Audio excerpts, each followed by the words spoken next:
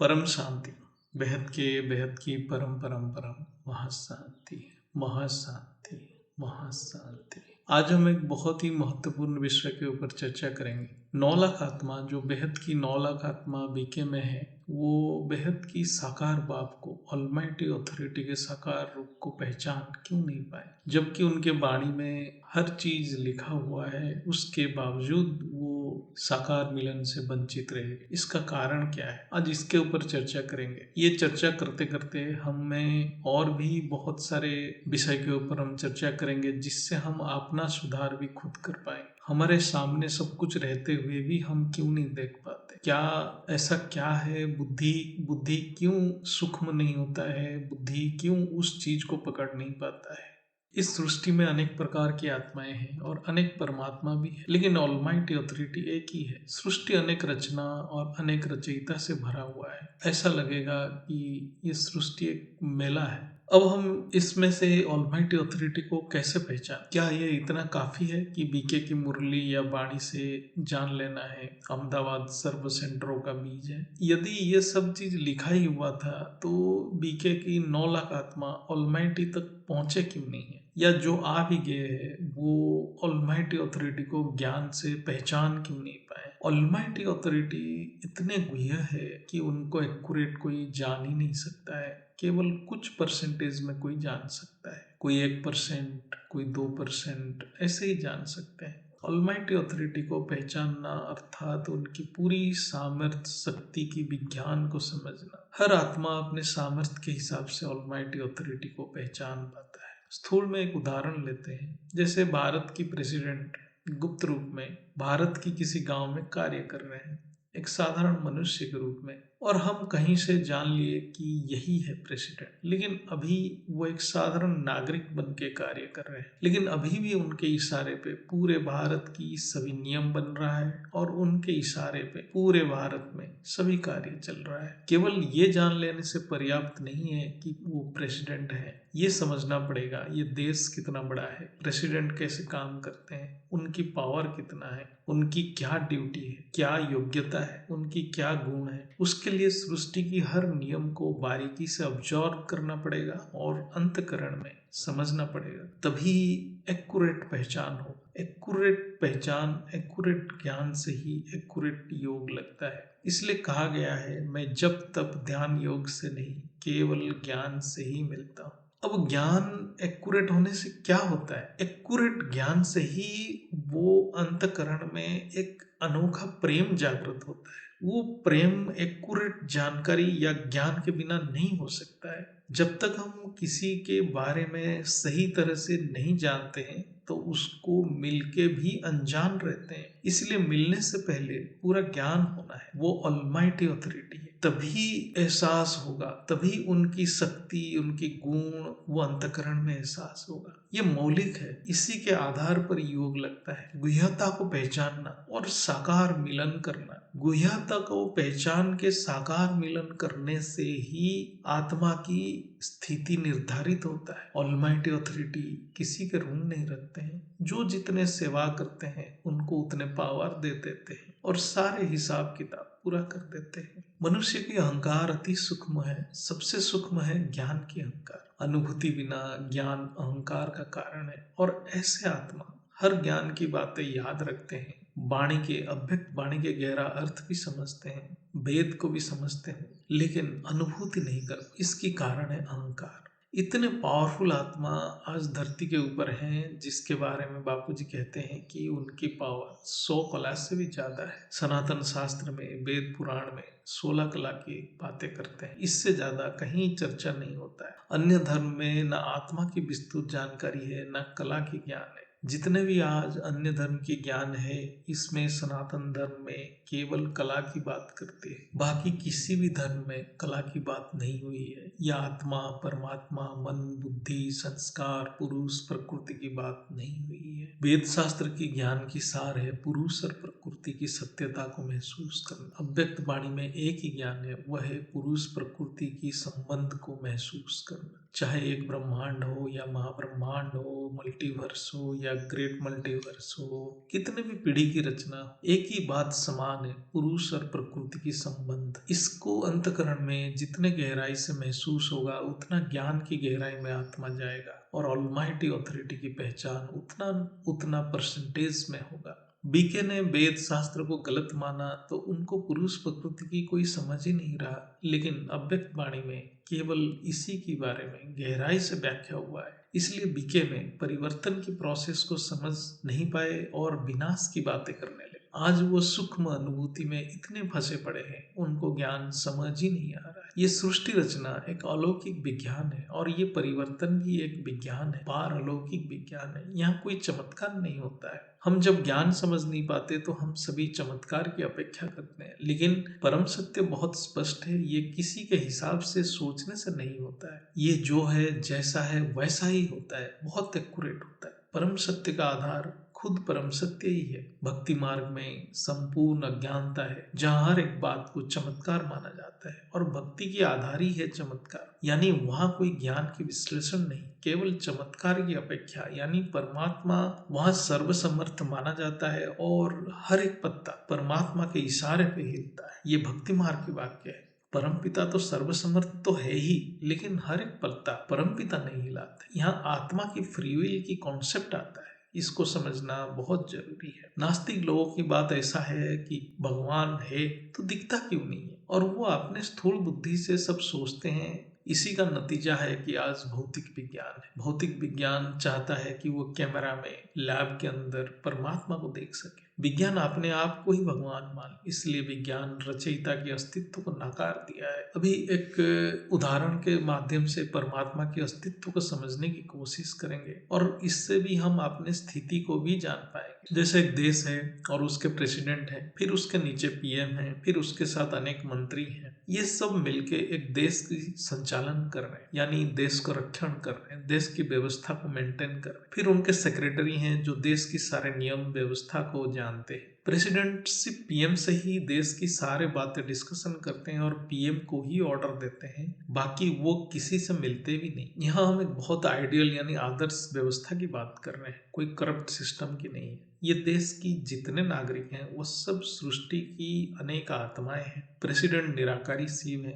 यानी परमात्मा, पीएम आकारी शिव है, उसके अन्य मंत्री और सेक्रेटरी पीएम उनकी हेल्पिंग हैंड है। ऐसे हम कह सकते हैं ये सब हेल्पिंग हैंड पीएम की शक्ति है। उन्हीं के द्वारा पीएम इस देश में व्यवस्था को मेंटेन कर रहा है। हर देश के एक नियम और व्यवस्था है जिसके हिसाब से सारे कार्य होता है। ये मंत्री और सेक्रेटरी ये नियम और व्यवस्था को अच्छी तरह समझते हैं और उसी के हिसाब से कार्य करते हैं। ये बात सभी नागरिकों को बताया जाता है और ये जो नियम को ही हम वेद शास्त्र कहते हैं। इसको किसी देश को कॉन्स्टिट्यूशन भी कहा जाता है, यानी वेद शास्त्र इस ब्रह्मांड की कॉन्स्टिट्यूशन है। इसी आधार पे, इसी नियम पे इस देश और इस ब्रह्मांड का व्यवस्था मेंटेन किया जाता है। जैसे कुछ नागरिक होते हैं वो कोई नियम नहीं समझते हैं, यानी क्या उनका अधिकार है या क्या उनका अधिकार से वर्जित है, क्या उनका ड्यूटी है। ऐसे नागरिक को कुछ मिल जाता है तो पीएम मिनिस्टर या सेक्रेटरी को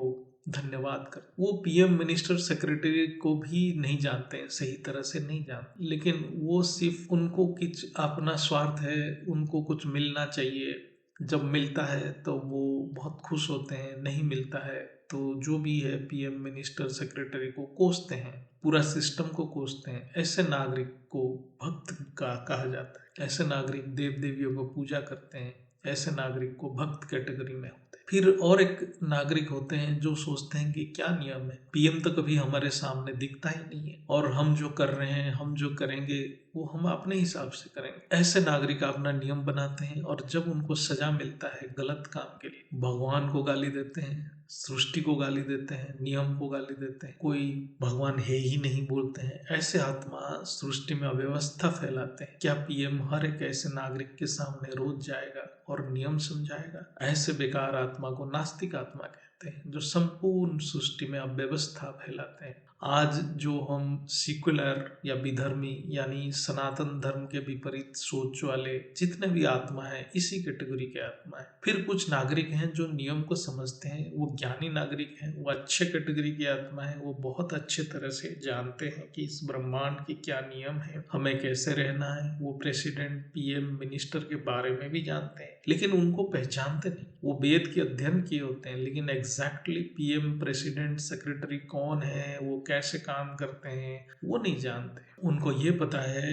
एक व्यवस्था है जहाँ प्रेसिडेंट होता होगा, पीएम होता होगा, और सृष्टि के नियम को वो अच्छे से जानते हैं क्योंकि वो वेद शास्त्र का अध्ययन कर, उनको क्या मिलना है, उनके अधिकार में क्या है, वो ये सब, और उनका कर्तव्य क्या है, वो सब उनको जानते हैं। वो उनका ब्रह्मांड के पूरे नियम को समझते हैं, अनुभव कर। फिर उससे ऊपर आते हैं सेक्रेटरी, जो बहुत उच्च पदस्थ ऑफिसर हैं, वो बहुत पढ़ाई करते हैं और हर नियम को बारीकी से समझते हैं। फिर वो बहुत अनुभव के बाद सेक्रेटरी बनते हैं, जो सृष्टि के नियम बनाने में मंत्रियों की सहायता कर। ऐसे आत्मा प्रेसिडेंट और पीएम को बहुत अच्छे तरह जानते हैं, पहचानते हैं, लेकिन इतने नजदीक से नहीं जानते क्योंकि इनकी पहुंच मंत्री तक है, इनकी ज्ञान और अनुभव बहुत रहता है। फिर इससे ऊपर आते हैं मंत्री, जो पीएम के साथ डायरेक्ट मीटिंग कर सकते हैं, यानी पीएम प्रेसिडेंट को जानते हैं, पहचानते हैं और उनसे मीटिंग भी करते हैं और उनसे ऑर्डर भी लेते हैं। ये मंत्री और सेक्रेटरी बहुत हाई कैटेगरी के आत्मा है, इनके अधिकार में सब कुछ आता है, यानी इनके लिए ऐसा कोई वस्तु इस सृष्टि में अप्राप्य नहीं, इस देश में अप्राप्य नहीं है। लेकिन ये पद तक पहुंचने के लिए उनको बहुत ज्ञान और अनुभव की जरूरत होता है। इनको हम अधिकारी आत्मा कह सकते हैं। ये हर चीज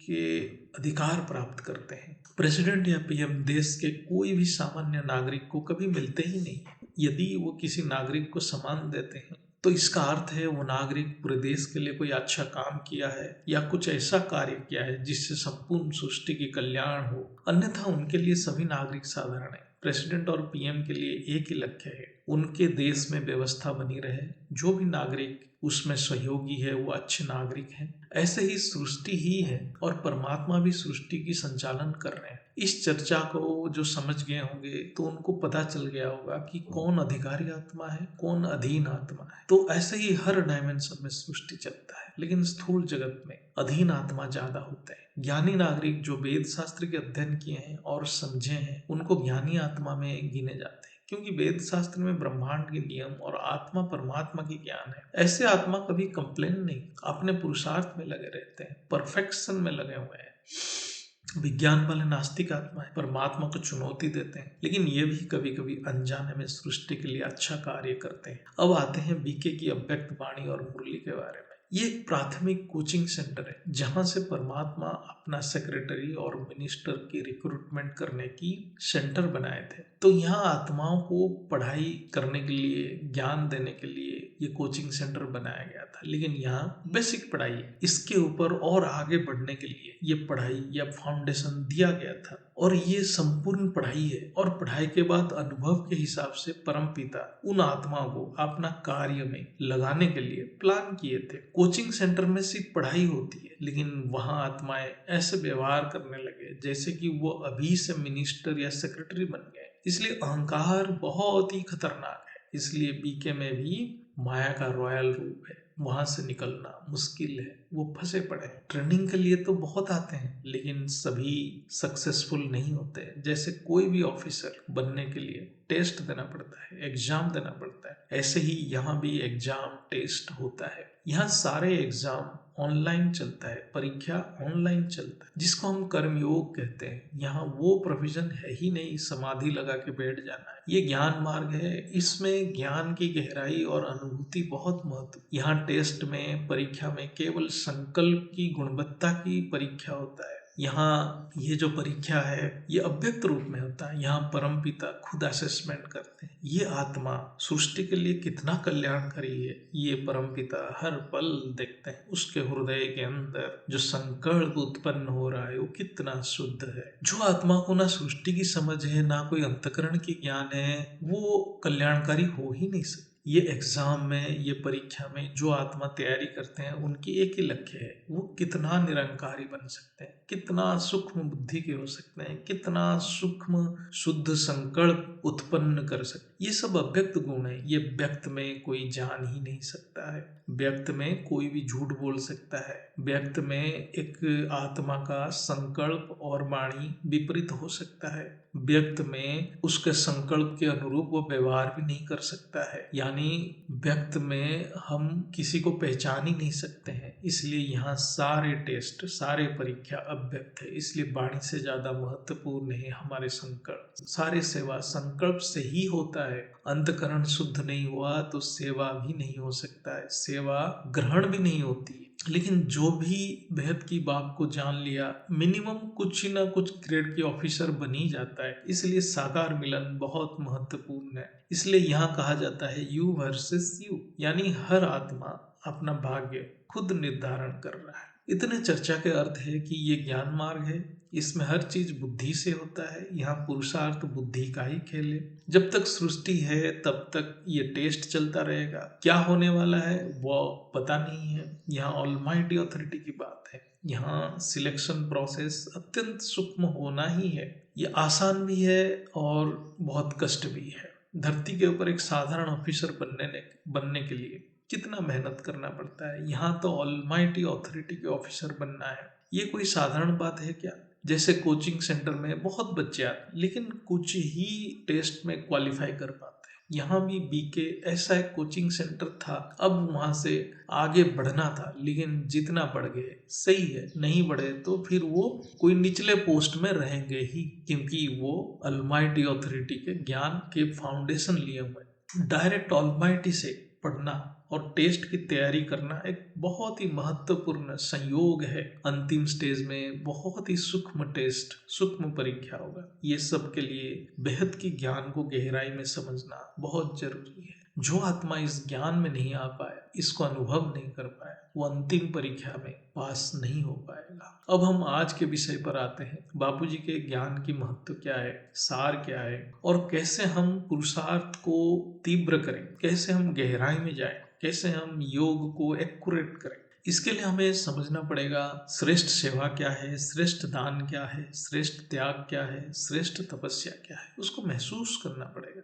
सबसे श्रेष्ठ सेवा क्या है? स्व परिवर्तन ही सबसे श्रेष्ठ सेवा है, क्योंकि इससे वायुमंडल परिवर्तन होगा। जब तक स्व परिवर्तन नहीं हो रहा है तब तक आत्मा वायुमंडल में नकारात्मकता यानी नेगेटिविटी यानी गंदगी डाल रहा है, दूषित कर रहा है। काम, क्रोध, लोभ, मोह, ईर्षा, द्वेष इत्यादि से वायुमंडल को दूषित कर रहा है। जो जितना वायुमंडल को दूषित कर रहा है उसका उतना विकर्म बन रहा है। इसलिए पुरुषार्थी बहुत सावधानी होकर पुरुषार्थ करना चाहिए। इसलिए बेहद के बाप के ज्ञान में जो आया है उसके लिए एक प्लस पॉइंट है कि वो संकल्प को महत्व को जानता है और संकल्प कैसे सर्जन होता है उसको भी देख रहा है। इसलिए वो ये परीक्षा में बहुत आगे है। ऐसे ही सबसे श्रेष्ठ दान क्या है? ज्ञान दान। लेकिन ज्ञान दान संकल्प के द्वारा करना है, वाणी से नहीं, संकल्पों से ज्ञान दान करना है। हमारा संकल्प इतना एकाग्र होना है, ज्ञान की मनन इतना गहराई में होना है, वो वायुमंडल में चारों तरफ फैल जाएगा। ज्ञान की अनुभूति इतना गहराई हो कि हर शब्द सामने वाला को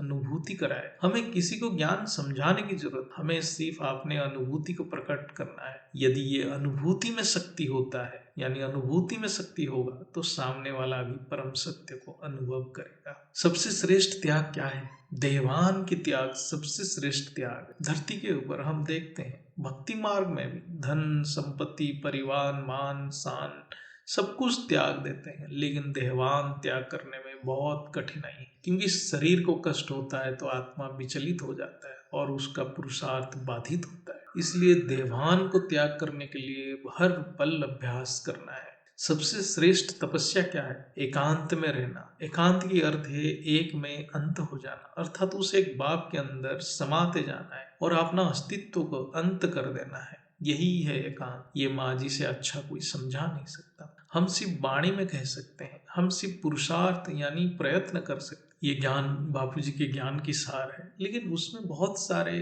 बाधाएं हैं और उन बाधाओं को हम माया कहते हैं। परमपिता के सामने हर एक आदमी जो भी जाता है उसको श्रेष्ठ बनने के लिए दादाजी आशीर्वाद देते हैं। आत्मा श्रेष्ठ तभी बनता है जब वो अपने संपूर्ण यानी आत्मा का संपूर्ण सामर्थ्य को इमर्ज कर लेता है। इसलिए ये ज्ञान है यू वर्सेस। अभी वो समय गया कि समझाना और समझना, अभी एकांत की समय है, अभी केवल श्रेष्ठ बनने की समय है, केवल ज्ञान की अनुभूति बताना है। ज्ञान तो बेहद के बाप ही दे रहे हैं, बाप से अच्छा कौन समझा सकते हैं। इसलिए अनुभव और अनुभूति से श्रेष्ठ कुछ ही नहीं है। सब अंतकरण में बापूजी के प्रेरणा से महसूस करके ज्ञान को अनुभूति करना है। जो भी दादाजी से मिलने आते हैं वो सारे परमात्मा हैं, कोई साधारण हो ही नहीं सकते। इसलिए सभी में ज्ञान भरा पड़ा है, हमें किसी को कुछ समझाने की जरूरत। जो भी सोच रहा है कि मैं समझा रहा हूँ, फिर वो अहंकार से ग्रसित हो रहा है। बिना ज्ञान समझे कोई बाप से मिलने आ ही नहीं सकता है।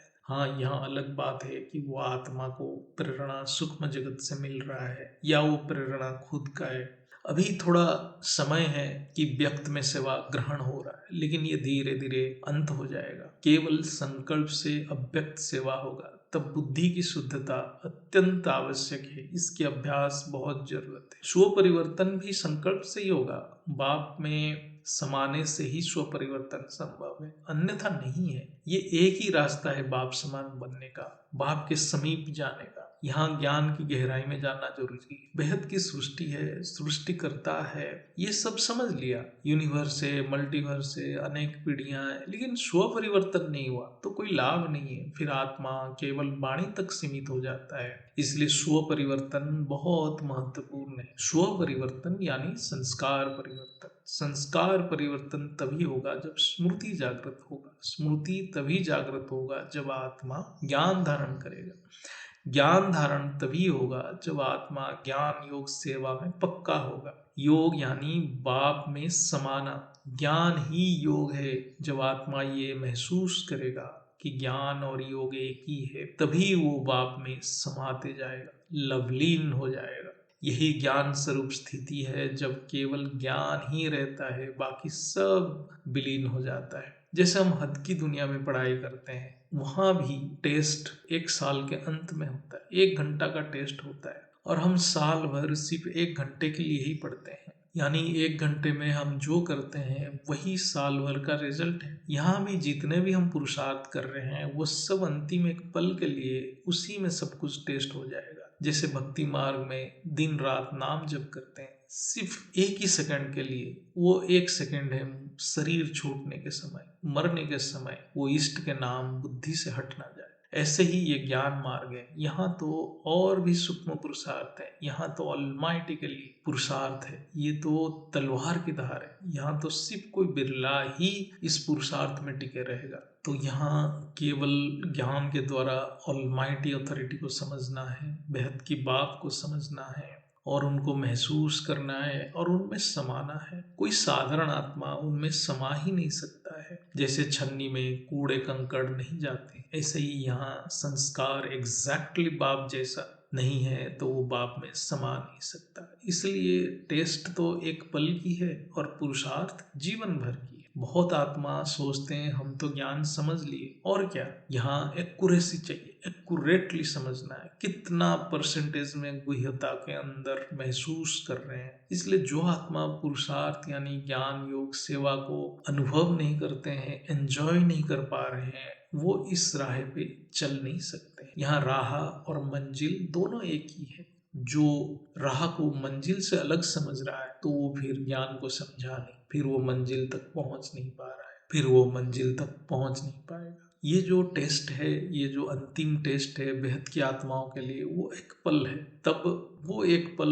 तब की है जब सृष्टि व्यक्त से अव्यक्त होगा। वही एक पल में ही सभी बेहद की आत्माओं के टेस्ट होगा। इसलिए यहाँ जो एक पल है हर पुरुषार्थी के लिए अलग होगा, उसके पुरुषार्थ का पहचान होगा। ये एक पल किसी के लिए सच में एक पल होगा, किसी आत्मा के लिए 1 घंटा होगा, किसी एक आत्मा के लिए 1 दिन होगा, किसी एक पुरुषार्थी आत्मा के लिए 1 साल हो। तो यही टेस्ट का रिजल्ट है। जब हम देखते हैं एक वेद शास्त्र के अभ्यासी भी जीवन भर तपस्या करता है, फिर वो ज्ञान प्राप्त करता है। कोई भक्ति में अजपाजप के बाद ही अपने इष्ट की सानिध्य प्राप्त करता है। यहाँ तो ऑलमाइटी ऑथोरिटी बेहद की बात है, इसलिए यहाँ तो सबसे श्रेष्ठ त्याग और तपस्या के बिना कोई प्राप्ति नहीं हो सकता है। एक बात है, जो भी बेहद की बाप के पास आए हैं सबको प्राप्ति तो है, लेकिन बेहद की बाप को प्राप्त करना एक बहुत बड़ा चैलेंज है, बहुत बड़ा पुरुषार्थ है, कोई बिरला ही कर सकता है। एक मूवी था लेफ्ट बिहाइंड,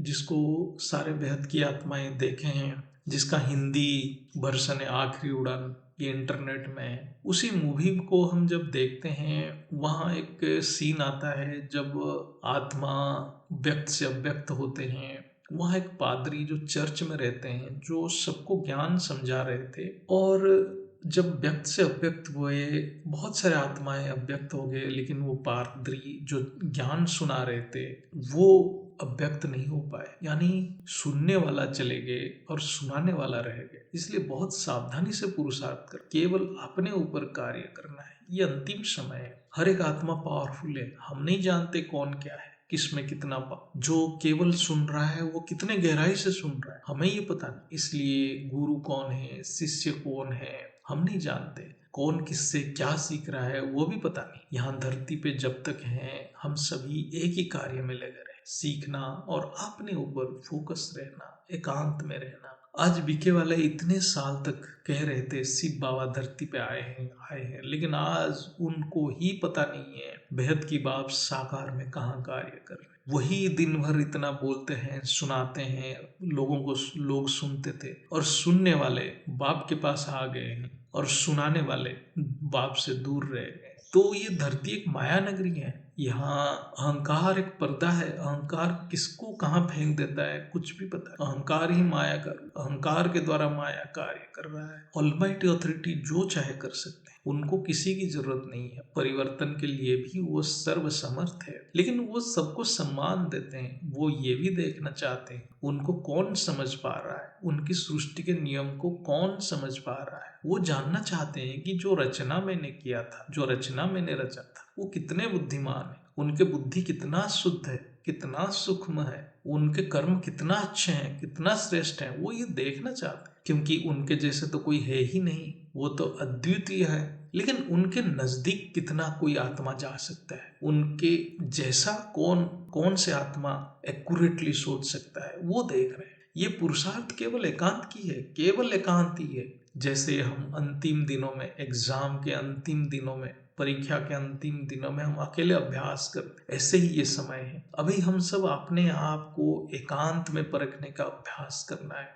बापूजी के ज्ञान वेद से परे है, बीके की ज्ञान से परे है, और विज्ञान से भी परे है। ये तीनों ज्ञान केवल एक आधार है इस बेहद की बाप की ज्ञान को समझने के लिए। वेद शास्त्र की सार है द्वैत और अद्वैत, यानी पुरुष और प्रकृति। ऐसे ही बीके की ज्ञान की सार ही है बेहद की बाप से योग, मिलन, मनाना। विज्ञान की सार है व्यक्त सृष्टि को समझना। जो पुरुष प्रकृति को अनुभव नहीं कर पाते हैं, वो चाहे कितने सालों तक वेद को पढ़ते रहें, वेद को व्याख्या करते रहें, सारे ब्रह्मांड की सूक्ष्म शक्तियां को समझते रहें, उसका कोई महत्व नहीं। ऐसे ही बीके की ज्ञान के सार है बेहद की बाप की पहचान। यदि वो बेहद की बाप को ही नहीं पहचान पाते, वो कितने साल तक योग लगाए, कोई फायदा नहीं। जो बेहद की बाप की गुह्यता को नहीं समझ पाया, उसकी योग की भी कोई वैल्यू नहीं। वो कितना भी ज्ञान बांट ले, उनकी शब्द का कोई मतलब नहीं है। ऐसे ही विज्ञान, वो तो केवल स्थूल जगत को समझने के लिए है। इससे केवल स्थूल और सूक्ष्म की थोड़ा समझ आ जाता है, व्यवहारिक जीवन में एक स्थिरता देता है। इसके अलावा विज्ञान की कोई महत्व नहीं है। मृत्यु के बाद ये विज्ञान किसी काम का नहीं। ये जितने साइंटिस्ट है, ये मरने के बाद भूत प्रेत ही बनते हैं, क्योंकि परमात्मा की ज्ञान जिसके पास है ही नहीं, वो कितना भी एटॉम, न्यूट्रॉन, प्रोटॉन करते रहे, उनको तो भूत प्रेत बनना ही है।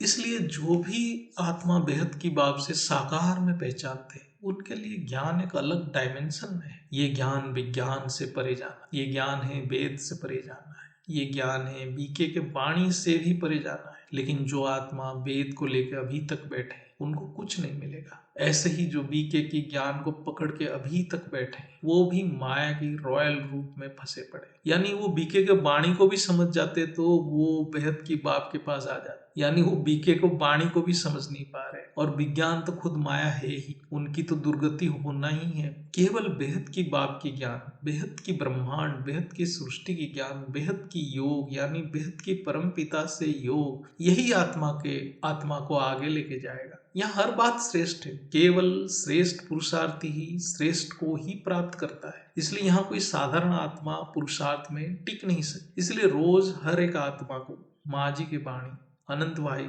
साखी बहन जी के योग में रहना है। नहीं तो कब आत्मा ज्ञान से बाहर चला जाएगा पता नहीं। इसीलिए अनंत भाई, साखी बहन जी रोज सुबह शाम ज्ञान की गंगा बहा रहे। माँ जी की वाणी को बहुत एक्यूरेटली समझना है और योग की विधि को अप्लाई करते रहना है। क्योंकि बेहद की अनुभूति माँ जी ही बता सकते हैं। जो अनुभूति किया है उसके शब्द में वो अनुभूति की पावर है। और बापूजी के वीडियो को तो बार बार सुनना है, क्योंकि बापूजी डायरेक्ट उस बेहद की सृष्टि को ही अंदर अनुभूति करते हैं। इसलिए जितना बापूजी के साकार रूप को और उनके शब्द को मन में रखेंगे उतने पावर वो आत्मा को मिलेगा। अनंत भाई जी, साखी बहन जी की मेडिटेशन के वीडियो को फ्री टाइम में बार बार सुनते रहना है। ये सब करते जाना है। ये नहीं सोचना मेरा आत्म स्वरूप कितना आया, मेरा कर्म बंधन कितना कट रहा है, मुझे कुछ दिख रहा है कि नहीं दिख रहा है। ये सब भूल जाना है। केवल बुद्धि को बिजी रखना है। बुद्धि इधर उधर भागा तो फिर संकल्प उल्टा चलेगा। अभी एक ही पुरुषार्थ है, बुद्धि को ज्ञान योग सेवा में बिजी रखना है। इसलिए कर्मयोगी बनने के लिए बापूजी कहते हैं, गीता का सार है, उपनिषद का मूल उपदेश भी है, बिना लक्ष्य बिना कर्म मनुष्य की संकल्प नियंत्रण में नहीं रहता है और उसकी पतन हो जाता है। इसलिए बुद्धि में जो विहित कर्म है, जो करना चाहिए, घर गृहस्थ में जो भी कार्य है उसको मन लगा के करना है। और समय मिलता है तो बुद्धि को ज्ञान में बिजी रखना है। कर्म के समय भी बाप को याद करते रहना है। और यदि याद करने में यानी ज्ञान को मनन करने में, चिंतन करने में कोई रुकावट है तो बेहद की परम शांति मंत्र को अजपा जाप की तरह जाप करते रहे। ये सब पुरुषार्थ आत्मा को अपने आप एक दिशा देगा। जरूरी नहीं कि हर आत्मा को कुछ दिखे या आत्मा को हर पल कुछ नया अनुभूति हो। नहीं, निश्चय बुद्धि बहुत जरूरी है। निश्चय बुद्धि को प्रमाण चाहिए। कर्म बंधन से मुक्त होना, बाप के याद में रहना, कोई भी बाप की सेवा में लगे रहना, ये परम शांति मंत्र को जपना भी बाप के सेवा है। इसलिए बाप के सेवा हर पल करते रहना, ज्ञान को याद करना, ज्ञान को मनन करना भी सेवा है। इसलिए ज्ञान और योग एक ही है। ये तभी होगा जब बुद्धि बेहद में बिजी रहेगा। ये ज्ञान योग सेवा से ही होगा। इसलिए जो विहित कर्म है यानी गृहस्थ का कर्म है उसको कभी नहीं छोड़ना है। और मन में उसको छोड़ दिया तो आत्मा के मन में व्यर्थ संकल्प आना ही है। जो भी अपना गृहस्थ कर्म कर रहा है, चाहे ऑफिस में, चाहे घर पे, चाहे बिजनेस पे, उसको बहुत परफेक्टली करना है। इतना अच्छे से करना है कि लोग प्रेज करें। बुद्धि को बेहद में लगा के रखना है, तभी वो श्रेष्ठ कर्म होगा। इसलिए बापूजी बार बार कहते हैं, गृहस्थ में ही आत्मा श्रेष्ठ कर्म करता है। गृहस्थ में ही आत्मा का श्रेष्ठ चरित्र होता है। बहुत प्रकार की आत्माएं हैं। किसी के कर्म बंधन ज्यादा है, किसी को संस्कार परिवर्तन में समय लग रहा है, लगता भी होगा क्योंकि धरती बहुत नकारात्मकता से भरा पड़ा है। ऐसे आत्मा को कभी कभी एक बेहद की ग्रुप बना के चर्चा करने से अच्छा होता है, ग्रुप में रहने से। लेकिन ज्ञान की चर्चा अहंकार शून्य होकर करना है और दूसरे से सीखने की कोशिश करना है। सबको साथ लेकर चलना है, व्यर्थ तर्क नहीं करना है या अपना श्रेष्ठता दिखाना नहीं है। तो ये सब जब हम एक ग्रुप में रहते हैं और ये सब की हम बुद्धि में रखते हैं, अन्यों को समझते हैं, तो अहंकार भी धीरे धीरे कम होता है। लेकिन कभी कभी क्या देखा जाता है, ग्रुप भी एक माया बन जाता है। क्योंकि उस ग्रुप में ऐसा होता है कि लोगों का संकल्प का टकराव होता है और ये संकल्प का टकराव से वहाँ द्वंद्व सृष्टि होता है। फिर ज्ञान के बदले में वहाँ ईर्षा अहंकार फैल जाता है। इसलिए ग्रुप को बहुत सावधानी, निरंकारी होके एक साथ रहने से, एक दूसरे को मदद करने से ज्ञान भी बढ़ता है और उसमें जो दुर्बल है वो आगे उठ जाता है। बहुत आत्मा योग सिखाने की प्रयास करते हैं, लेकिन योग एक निजी स्थिति है। हम ज्ञान बता सकते, ज्ञान को समझा सकते हैं, इसलिए किसी को कुछ सिखाने की जरूरत नहीं है। कुछ सिखाना है सिखाएंगे बापूजी, किसी को कुछ सिखाने वाले बापूजी हैं। हम सिर्फ उचित ज्ञान को प्रकट कर सकते, इसीलिए हम सब अपनी अनुभूति शेयर करना है। कुछ नया मिलता है तो ग्रहण करना है। ये सब नए आत्माएं जो जुड़ रहे हैं वो इस ग्रुप में जुड़ के जब तक ज्ञान को पूरा समझ लेते हैं तब तक रह सकते हैं। नहीं तो सबसे अच्छा है कि बापूजी के वीडियो को दिन रात देखें, अनंत भाई साखी दीदी को वीडियो को रोज देखें, पॉडकास्ट को देखें। इतने वीडियो है कि आपको किसी ग्रुप में ज्वाइन करने के लिए भी समय नहीं मिलेगा। और ये अनुभव करें कि हम बेहद की दादाजी के साथ हैं, अनंत भाई के साथ हैं, साखी दीदी के साथ हैं, माँ जी के साथ हैं, हम परिवार के साथ हैं, नीरू माँ के साथ हैं। अनुभव करें, यही ग्रुप है। गुणग्राही बनना है, केवल अच्छे बातें ग्रहण करते रहना है। ऐसे करते करते कब आत्मा लास्ट सो फास्ट बन जाएगा पता नहीं चलेगा। बापूजी के ज्ञान संपूर्ण नया ज्ञान है। इसको धीरे धीरे बार बार सुनने से समझ आ जाता है। इसके लिए कोई वेद और विज्ञान को पढ़ने की जरूरत नहीं, बीके भी जाने की जरूरत नहीं है। इसको स्टार्टिंग से स्टार्ट करें और धीरे धीरे समझते जाए, पूरा ज्ञान समझ में आ जाए। जो वेद पढ़ा है या विज्ञान पढ़ा है या बीके गया है अच्छा है, लेकिन उसमें भी प्रॉब्लम आता है क्योंकि उनको भी अहंकार हो जाता है। वो अहंकार से बाहर निकलने में उनको समय लग जाता है। तो बहुत सरल होना, सहज रहना, बापूजी से प्यार करना और बापूजी के ज्ञान को हर पल सुनते रहना, ये बहुत आसान तरीका है। बापूजी के हर एक वीडियो में अनंत रहस्य छुपा है, क्योंकि उनकी शब्द में जादू है, उसको महसूस करना है। बापूजी के ज्ञान आज से 20 साल पहले जो था आज भी वही है, केवल शब्द और समझ थोड़ा चेंज हुआ है। इसको ज्ञान की रिफाइनिंग एंड चेंजिंग कह सकते हैं, लेकिन ज्ञान का मौलिक फंडामेंटल वही है। आंख बंद करके बापूजी को वीडियो को देखते जाओ, महसूस करो अंतःकरण में। दिन में एक बार माँ जी की वाणी के ऊपर एकाग्र होकर ध्यान करना मैंडेटरी कर दो, ये बहुत परिवर्तन लाएगा। यह सब मैं भी पुरुषार्थ करता हूँ। मेरा कर्म बंधन बहुत था, मैं एक साधारण आत्मा ही था, लेकिन बापूजी के ऊपर मेरा निश्चय है, पहले भी था अभी भी है। ये तो मेरे पास ऑप्शन ही नहीं है, बापूजी ही सब कुछ है। बापूजी के कृपा से ज्ञान को समझ आया। मेरा कर्म बंधन इतना ज्यादा था कि मैं कोरोना में इतना बीमार पड़ गया कि उससे निकलना ही मुश्किल था मेरे। यानी इससे आप अनुमान लगा सकते हैं मेरा कर्म बंधन कितना गहरा था, कितना नेगेटिविटी में मैं था। दादाजी माँ जी के कृपा से, आनंद भाई साखी बहन जी के मदद से ये सारे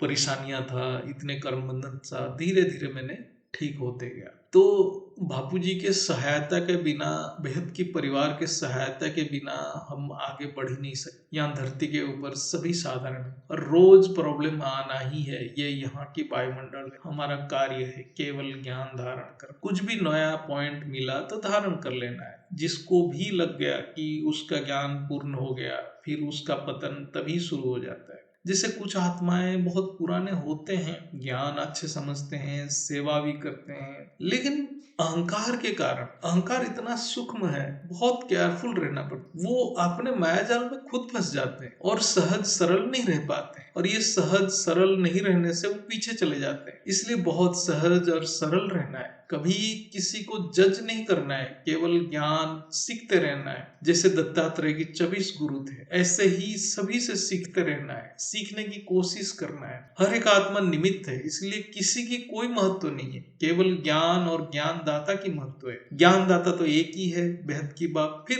किस बात की अहंकार। ऑलमाइटी अथॉरिटी के एग्जाम में कौन पास कर सकता है?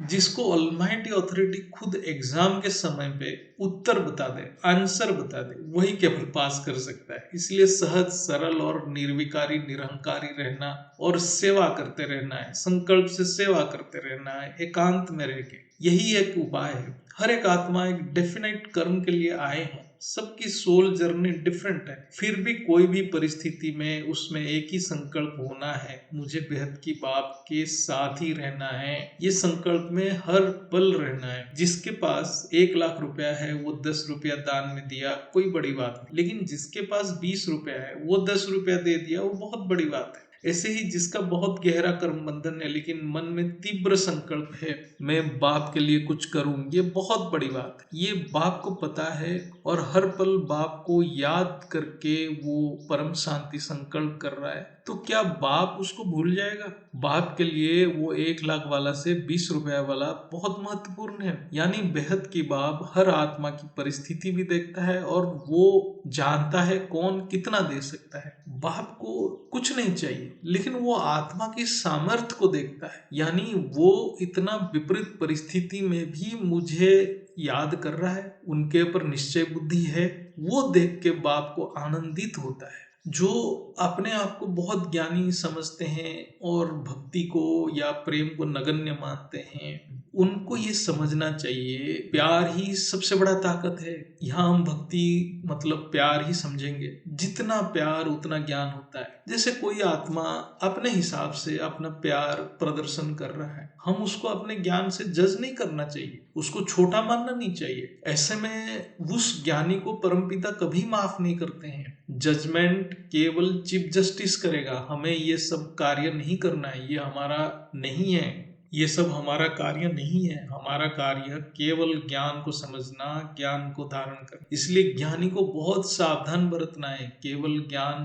किसी काम के नहीं है। यदि अहंकार से मुक्त नहीं हुआ, ज्ञान सारे ज्ञान रद्दी में जाएगा। जो ज्ञान में बहुत पक्के हैं और ज्ञान की गहराई में जाते हैं, उनको एकांत में रह के संकल्प से सेवा करना है। केवल वाइब्रेशन से ही दादाजी के पावर को हर तरफ फैलाना है। यदि अनुभूति को साझा करना है तो टेक्नोलॉजी का यूज करना है। यूट्यूब, फेसबुक, इंस्टाग्राम, ये सब यूज करते रहना है। आज के समय में किसी को पर्सनली व्यक्तिगत रूप से समझाना बहुत कठिन है और वो समय भी चला गया। अभी वाणी से परे की समय है। जब तक स्थूल शरीर रहता है, अहंकार सभी में रहता है, इसलिए सावधानी बरतना बहुत जरूरी। अहंकार यानी अग्नि तत्व, ये कब एक्टिवेट हो जाएगा इसको समझना बहुत मुश्किल है। इसलिए बुद्धि को बेहद की ज्ञान की मनन और बाप की याद में बिजी रखना है। कोई बहुत बड़ा ज्ञानी है या सोच रहा है कि कुछ ज्यादा पढ़ लिया है, फिर भी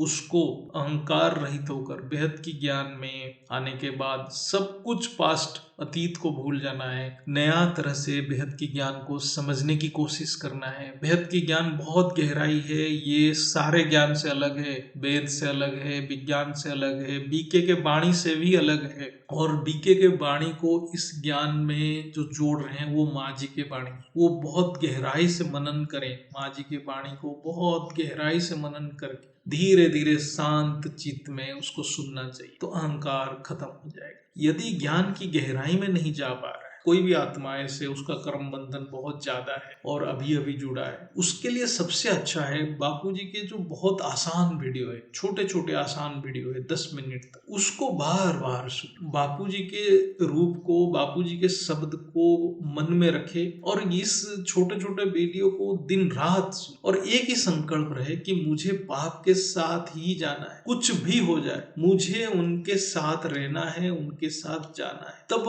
उसमें इतना पावर आए कि वो लास्ट सो फास्ट बन जाए। बाप किसी के बेचैनी नहीं देख सकते, उसको पावर दे ही देते हैं, पावर आ ही जाता है, ऑटोमेटिक आ जाता है। अभ्यास के अलावा और कोई उपाय ही नहीं। जैसे कोई भी आत्मा थोड़ा सा भी नेग्लेक्ट किया तो कितने भी ज्ञानी हो वो माया में फंस ही जाएगा। माया मतलब अहंकार। इसलिए निरंतर अभ्यास बहुत जरूरी। एक डेली रूटीन बना देना है, सुबह शाम रात हर पल एक समय फिक्स कर देना है, उस समय में करना ही है। किसी भी तरह योग में ज्ञान में बैठ जाना है। यदि कोई बहुत बिजी है, उसका बहुत रेस्पॉन्सिबिलिटी है, कोई बहन घर के साथ जॉब नौकरी कर रहे हैं, तो कान में ईयरफोन लगा के ज्ञान सुनते रहना है। यानी ज्ञान के शब्द अंतकरण में जाना चाहिए, परम शांति मंत्र को जाप करते रहना चाहिए। ये सब प्रयत्न बहुत दिल से करना चाहिए और एक ही संकल्प रहना चाहिए कि मुझे बेहद की बाप सेवा करना है। अंदर ये संकल्प है तो इसका प्रभाव आकाश तत्व में पड़ेगा, आकाश तत्व को शुद्ध करेगा। ये विज्ञान है, ये बेहद की विज्ञान है, ये आध्यात्मिक विज्ञान है। आज के समय में टेक्नोलॉजी इतना डेवलप हो चुका है, पुरुषार्थ बहुत आसान हो गया है। स्व परिवर्तन समाधि से नहीं होगा, संकल्प से ही होगा। और आत्मा प्रयत्न प्रचेष्टा केवल संकल्प से ही करता है। स्व परिवर्तन ही सबसे श्रेष्ठ सेवा है। इसलिए किसी को भी सोचना भी नहीं है कि मैं कर्म बंधन में हूं, मेरा समाधि क्यों नहीं लग रहा है। ये सब की प्रयास ही नहीं करना है, व्यर्थ संकल्प ही नहीं करना है, समाधि की प्रयास भी नहीं करना है। वो जब होना है ऑटोमेटिक होगा। ऐसे देखा जाए तो इस ज्ञान मार्ग में उसका कोई वैल्यू नहीं। ज्ञान केवल बापूजी देते हैं, इसलिए उनको सुनना मनन करना अपने हाथ, जो अपने हाथ में, जो अपने सामर्थ्य में, वो करते रहना है। जो इमेजिनरी है, जो हमारे हाथ में नहीं है, उसके बारे में सोचना ही नहीं है। योग यानी बाप के याद में रहना है, याद यानी बापूजी से जुड़ना। आत्मा संकल्प से ही जुड़ता है, संकल्प बुद्धि से ही होता है। जब हम बापूजी के शब्द सुन रहे हैं, मनन कर रहे हैं, तो संकल्प से हम बापूजी से जुड़े हुए हैं, क्योंकि हम बुद्धि से जुड़े हुए हैं। जैसे माँ जी कहते हैं कि बापूजी को हम बेहद की परम धाम में याद करना है, बुद्धि से याद करना है। परम धाम के वर्णन बापूजी के वीडियो में है ही, उसी को सुन के इमेजिन करना है और सच मान लेना है कि हम वहां है। जब हम परम धाम में बुद्धि को रखेंगे, वहां तो स्थूल शरीर जा नहीं सकता। ऑटोमेटिक बुद्धि लाइट की शरीर की कल्पना करेगा। हम जिसको सच मानते हैं और हमें जो अच्छा लगता है, बुद्धि वहीं चला जाता है, उसी के ऊपर फोकस जाता है। जैसे कोई एक छोटा बच्चा स्कूल जाता है, लेकिन स्कूल में भी घर की याद करता रहता है और रोता रहता है। वो आसपास स्कूल में क्या हो रहा है देखता भी नहीं, कितना भी उसे समझाया जाता है वो ध्यान ही नहीं देता, क्योंकि उसको सिर्फ अपने घर ही अच्छा लगता है, उसका बुद्धि घर पे ही है। तो उसको आसपास क्या चल रहा है उसको देखने की कोई इंटरेस्ट नहीं। अर्थात बुद्धि को स्थूल जगत सीमित नहीं कर सकता है। ये सब के अभ्यास के लिए हद की कोई पढ़ाई की जरूरत नहीं है, केवल निश्चय बुद्धि की जरूरत है। इसलिए पढ़े लिखे बेहद की ज्ञान में पीछे रहते हैं, क्योंकि उनकी बुद्धि भौतिक वस्तु से निकल ही नहीं पाता है। इसलिए ज्ञान ही योग है, ज्ञान स्वरूप ही बाप की स्वरूप है। जब हम दिल से ये ज्ञान और योग के अभ्यास करते हैं, सेवा अपने आप होता है, यानी धीरे धीरे अंतकरण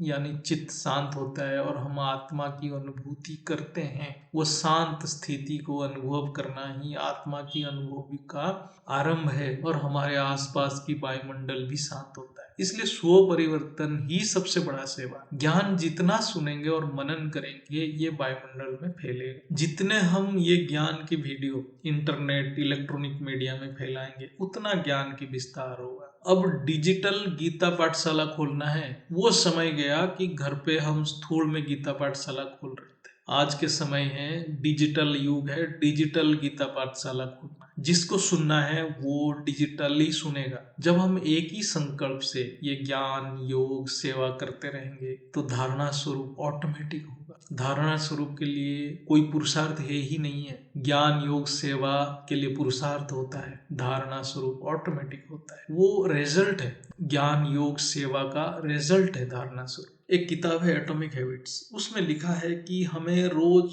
कुछ छोटे छोटे अभ्यास या प्रोग्रेस करते जाना है। ये जो छोटे छोटे हम अभ्यास या प्रोग्रेस बढ़ाते जाते हैं, ये कब एक बहुत बड़ा प्राप्ति कर देता है वो हमें पता नहीं चलता है, इसीलिए अचानक हो जाता है। हमें अभ्यास रोज करते रहना है, लेकिन ये रोज करना है, इसलिए कहा गया है चढ़ती कला में जाना है, यानी कभी अभ्यास को छोड़ना नहीं है। ये तभी होगा जब हम रोज करें। जैसे जब हम पानी को गर्म करते हैं, वो डायरेक्ट कभी 100 डिग्री सेंटीग्रेड में नहीं पहुंचता है, पहले 10 डिग्री 20 डिग्री ऐसे करते करते 100 डिग्री पे पहुंच जाता है। लेकिन हम उसको ताप देना, टेम्परेचर देना, गर्मी देना बंद नहीं करते हैं। यदि कभी भी बंद कर दिया, फिर उसके टेम्परेचर नीचे आ जाए। इसलिए आपने रूटीन को मेंटेन करते रहना है, कोशिश करना है। सुबह शाम रात के समय ज्ञान योग के लिए एक फिक्स समय रखें, उसके अलावा तो निरंतर करें, लेकिन उसके लिए भी एक फिक्स समय रखें, सो दैट हमें याद रहे कि हम दिन भर कितना किए या दिन भर हम कर रहे हैं कि नहीं कर रहे हैं। हम एक विश्लेषण करें 3 बार दिन में एटलीस्ट। यदि किसी दिन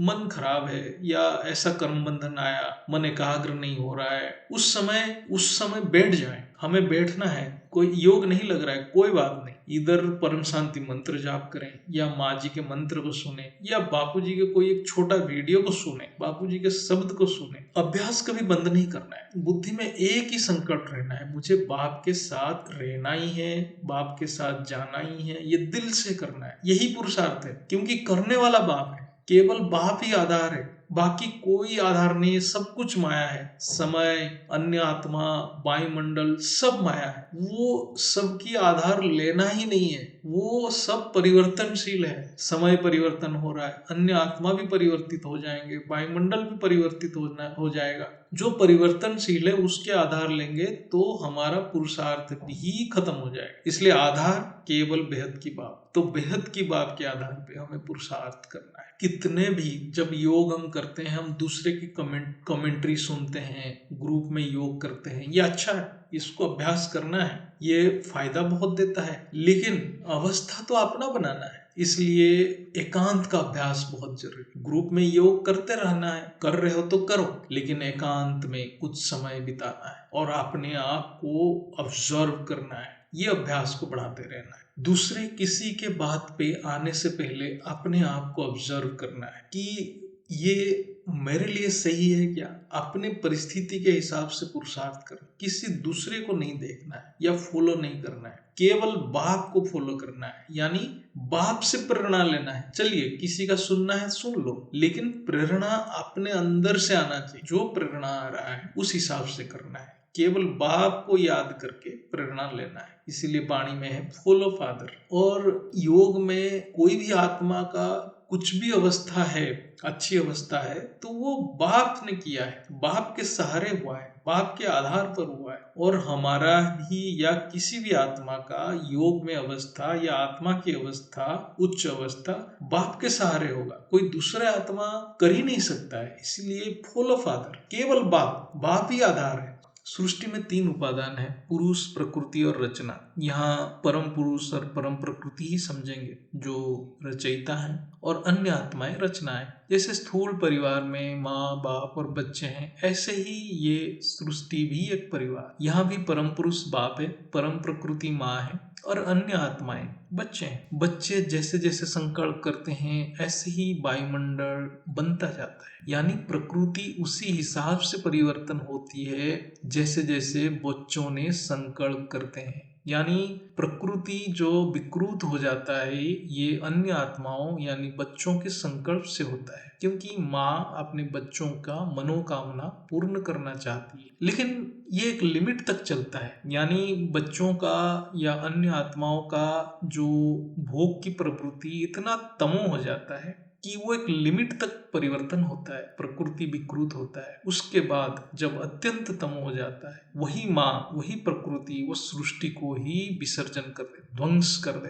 क्योंकि उसके बाद वो सहन नहीं कर पाती। यदि कोई बच्चा बाप जैसा होता है तो माँ उसकी पूरी सहायता कर, पूरी सहयोग देती है, क्योंकि स्थूल में भी एक आदर्श परिवार में बाप को ही आदर्श माना जाता है। माँ उस बच्चा को बहुत सम्मान देती है जो बाप समान होकर बाप की कार्य करता है, क्योंकि माँ जानती है यही बच्चा माँ और बाप की प्रॉब्लम को समझेगा और यही वायुमंडल को परिवर्तन करेगा, यानी यही माँ बाप की मददगार बनेगा। इसलिए वेद में भी है, प्रकृति ही भोग कराती है और अपवर्ग यानी मोक्ष भी कराती है। जो जितना बाप जैसा बनने की कोशिश करेगा, माँ की वाणी उतना ही गहराई से समझ आए और माँ उसकी सहयोगी बनेगी। इसलिए बाप के साथ माँ की पहचान की बहुत जरूरत है, नहीं तो ज्ञान पूर्ण नहीं होगा या उस आत्मा पुरुषार्थ भी नहीं कर पाए। प्रकृति के सहयोग के बिना आत्मा को मोक्ष भी नहीं मिलता है, ये ज्ञान की सार है। इसलिए सबकी रोल फिक्स है,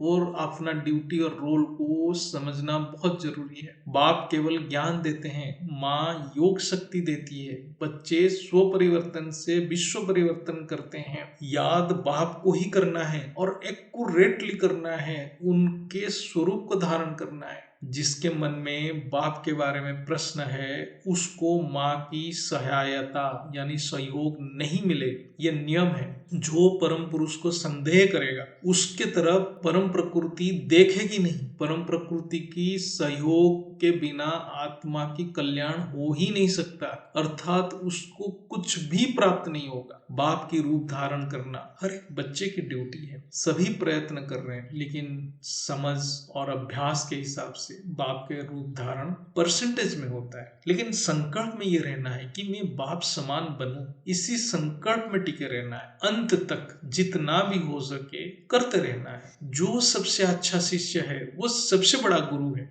गुरु हर पल अव्यक्त रहती है। गुरु अनुभूति की सागर है, उसकी हर एक शब्द अनुभूति से भरा हुआ है। गुरु की काम है आपने अनुभूति से बच्चों को अनुभूति कराए। माँ ही है जो सबसे बड़ा शिष्य है, वो प्रथम है, वो एक ही गुरु है जो अव्यक्त रूप में सभी बच्चों की सहयोगी है। गुरु वो है जो संपूर्ण समर्पित है, संपूर्ण 100%। वो माँ ही है। परम पिता बाप टीचर सदगुरु है, लेकिन माँ गुरु बन के बच्चों को अनुभूति कराती है, योग शक्ति देती। टीचर सिर्फ पढ़ाते हैं, लेकिन अनुभव गुरु के द्वारा, यानी प्रकृति ही गुरु है, क्योंकि बाप भवातीत है, गुणातीत है, कर्मातीत। ये ज्ञान मार्ग है। हम सभी को सावधानी से आगे बढ़ना है और अंतिम श्वास तक पुरुषार्थ करना है। पुरुषार्थ को एंजॉय करना है। हर एक आत्मा को अपने आप को 108 समझ के पुरुषार्थ करना है। यही नियम है। श्रेष्ठ आत्मा श्रेष्ठ से नीचे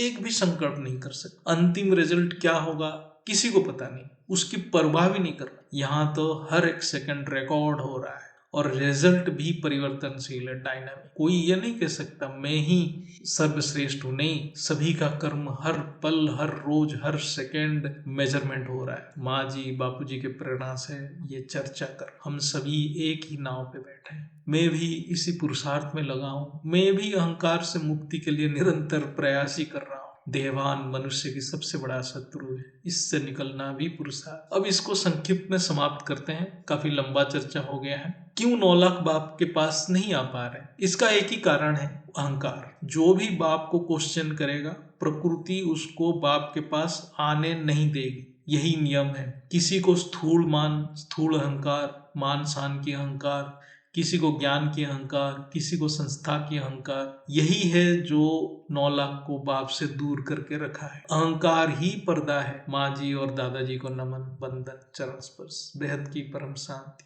परम शांति, परम शांति।